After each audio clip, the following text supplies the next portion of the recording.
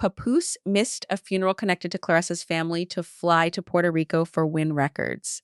Then posted calling his critics fools while promoting Claressa's fight, but not one of his own projects.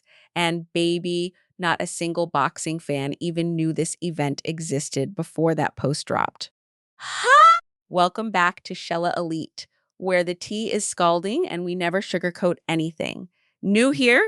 Subscribe and ring that bell right now. Elite family, you already knew today was heavy.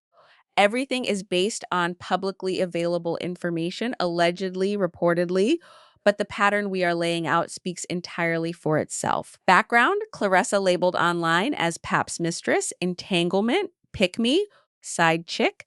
Chris Cyborg said publicly it is duck hunting season. Win Records hosted a Puerto Rico boxing event nobody knew about. Papoose posted about it and called critics fools. Today, we break down every single layer. I love you to death. Let me say it again in case they didn't hear me. I love you to death more than anything. Congratulations to the quote.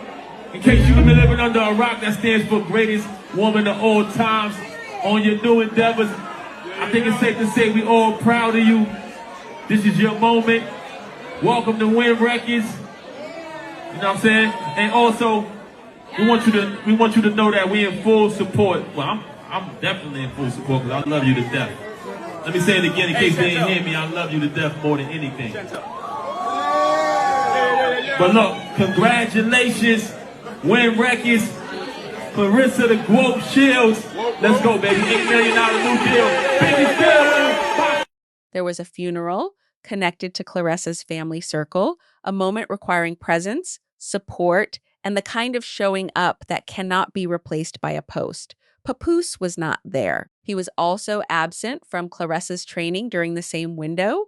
While all of that was happening, he was in Puerto Rico for a Win Records boxing event that most people did not even know existed. Claressa almost always makes Papoose's presence visible when he is around. His absence from the funeral was immediately noticeable because of how loudly she announces when he is there. Critics started asking questions that deserve to be asked. Why Puerto Rico over being present for the woman you publicly call your queen during one of the most painful moments she and her circle are navigating? This is a man who posts about love and partnership constantly. But when the moment required actual physical presence, something that does not generate content or spotlight, he was on an island for a business event that barely registered in the boxing world. You can post "I love you" on Instagram every single day, baby. But where you show up when nobody is watching, that is the real answer. Punchline. Baby, you cannot claim to be someone's partner and then choose Puerto Rico over a funeral. That is not a scheduling conflict. That is a choice. Claressa has publicly stated Papoose does not like being on camera.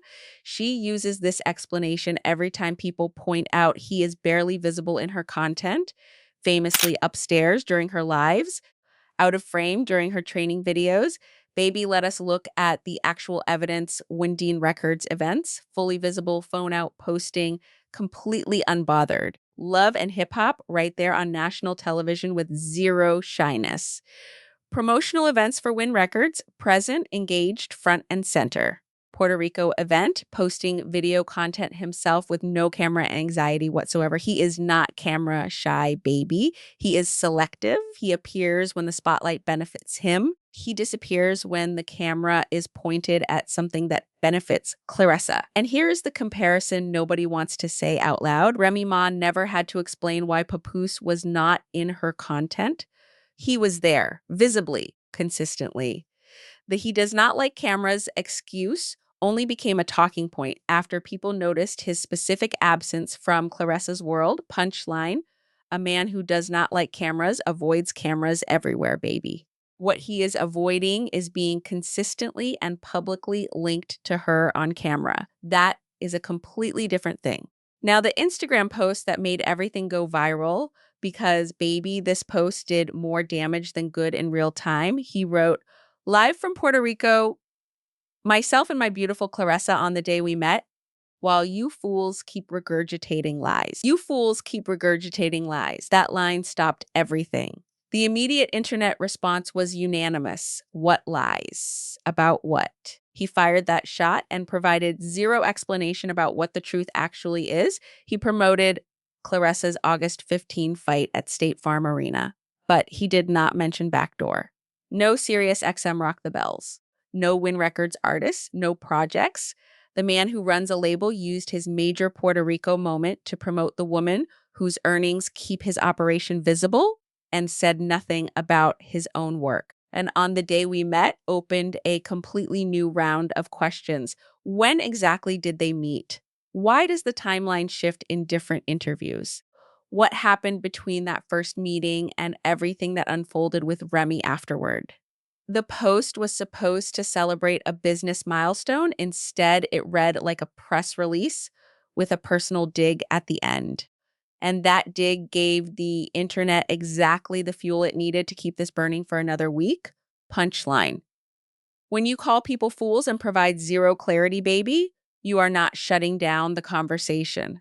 You are starting the next chapter of it. Here is the question that should make everybody pause for a moment. Before Papoose's post went viral, did you know this Puerto Rico boxing event was happening? Because most boxing fans did not. Most people following every detail of this ongoing situation did not.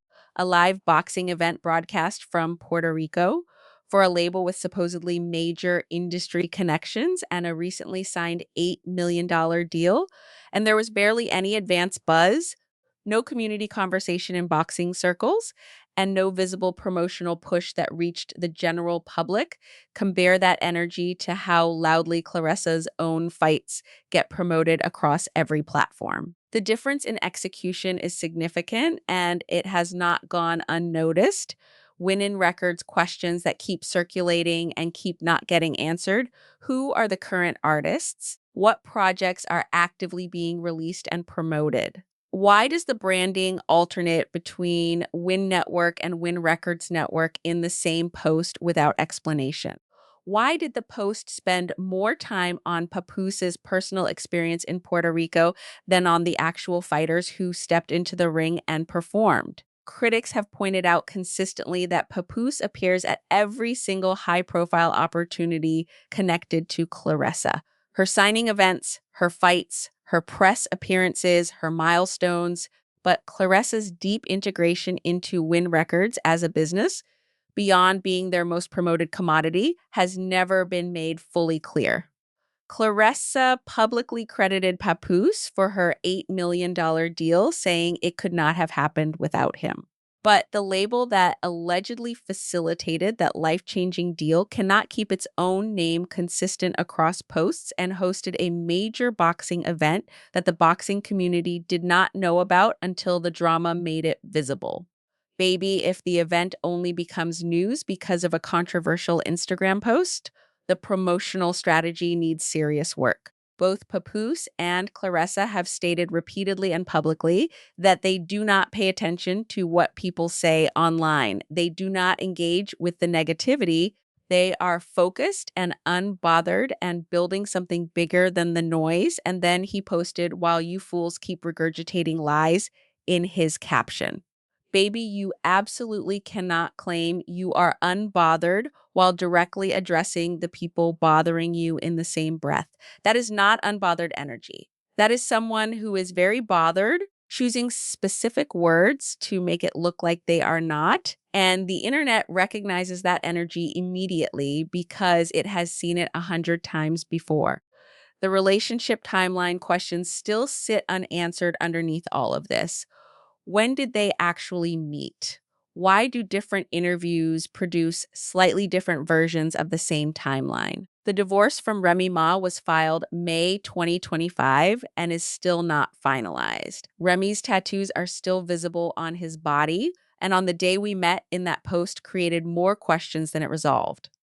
Every post that takes a shot at critics without providing clarity is just an invitation for the next round of debate.